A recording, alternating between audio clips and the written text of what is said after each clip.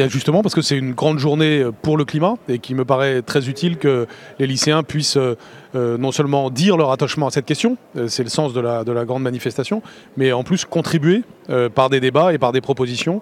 Or, je sais très bien que nos élèves ont beaucoup de choses à dire sur le sujet et que nous pouvons en tirer profit pour des propositions concrètes, surtout dans ce contexte de grand débat où c'est l'objectif que d'aller vers des propositions concrètes.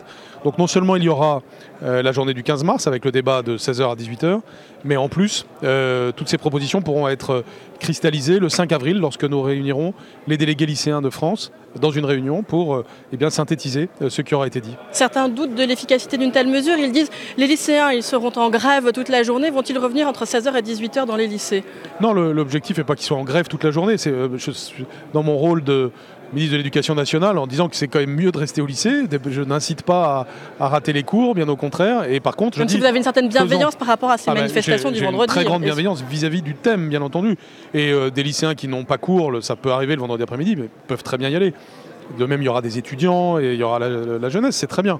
Mais si on a cours, on a cours. Et on peut faire plus que manifester en participant au débat. Et donc, c'est le sens de ça. C'est d'une certaine façon la convergence de différentes façons de participer. Comment vous allez organiser la remontée d'informations de tous ces débats sur ces délais qui restent très courts? C'est le problème de l'ensemble du grand débat. Oui, mais dans chaque lycée, vous avez un comité de vie lycéenne. C'est de la démocratie lycéenne que nous faisons vivre toute l'année.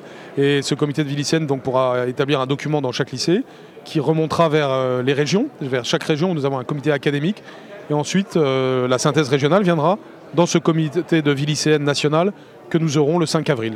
Certains saluent cette proposition, mais jugent que le gouvernement a une politique bien timide sur les questions environnementales. C'est une politique d'hésitation, de report, disent certains, prenant notamment l'exemple du projet de loi énergie. Que leur répondez-vous? Non, je crois que beaucoup de choses auraient été faites.